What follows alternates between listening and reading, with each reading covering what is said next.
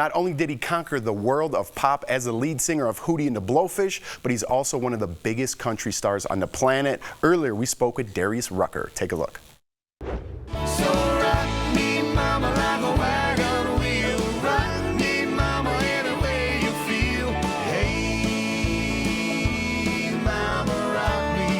It's always a good time when he's here. Please welcome back to DBL, Darius Rucker. Yeah, How you guys doing? Doing good. How are you guys? Your memoir is called Life is Too Short. Now, please tell me that there is a story that led you to that specific title.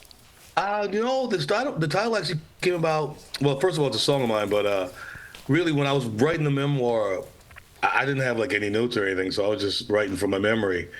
And I realized every time I started writing about something, it seemed like it was yesterday. Yeah. And you know, a lot of that stuff was a long time ago, and it just really made me think about, wow, you know, life is pretty short when you're writing about your life, and it just seemed like the right title. Do you remember when you were a young guy and like your dad and your uncles would be like, oh, it's gonna fly by, and you're like, whatever. Like I used to think, like, what are you talking about? And then you blink and you have friends you haven't seen in 20 years. My son is taller than me, and you're like, what the hell happened? Yeah. Exactly. My son's 6'4", and I go, well, dude, I remember when you were, you know, up to my knee, walking around. And I was beating you in basketball. I can't do that anymore. So let's talk about Hootie and the Blowfish, because it has this clean image, but in reality, you did a lot of partying and drugs. We did. How did you quit that lifestyle? It was pretty easy for me. When it was time to quit, you know, I talk about it in the book, when it was time to quit, I really just one day called the guys up and said I'm done, and got my own bus, and, you know, just started doing my own thing. It was, yeah, you know, for me, when I quit, it was time to quit. And it was a good thing, and you know, it didn't affect anything. We still out there playing, still out there doing what we're doing, still being best friends. But you know, after the show, I wasn't hanging out much anymore. That's what it is. I know. Good for you. Okay, now you are back on tour after 15 years. Is this your last tour? Never say never. We didn't. You know, we decided we weren't going to say it's our last tour because, you know, so many bands go, "This is our last tour," and then 3 years later, they're out doing it again. But if you were to ask me right now, I would say it's probably the last time we go on tour. No. Wow. So you got to be there. Yeah, get your tickets. Yeah.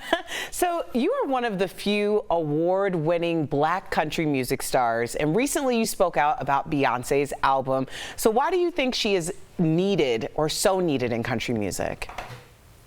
You know, I thought it was great what she did because she brought so many more eyes to country music, so many more ears to country music that would have never listened or never given it a shot. They gave it a shot because Beyonce was there, you know, and I was saying to a friend the other day, I was like, I hope like some people that listen to Beyonce and who said I would never like country music, you know, find some other artist that they go, okay, I like this too, you know, I like that too, and whenever you're bringing eyes like she did to the genre, it's always a good thing, and it's a great record. So when you were in college, did you have a go-to song when you were trying to impress a girl? Yeah.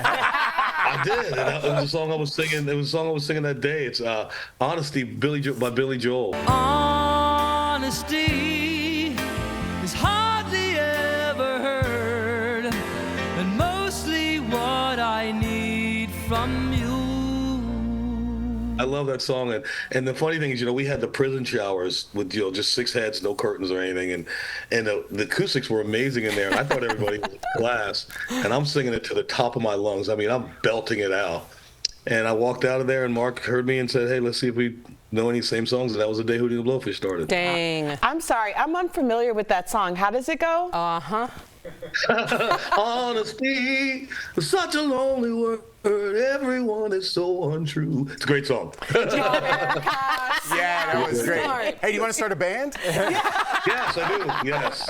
All right, Well, all right. you know, Darius, obviously you've been busy. You got the memoir, but also you've created your own wine. Now, I was excited and happy for you, but see, I think country, I think you got a pickup truck, I think you got your best dog with you, and you got some whiskey. So, does wine go with country music?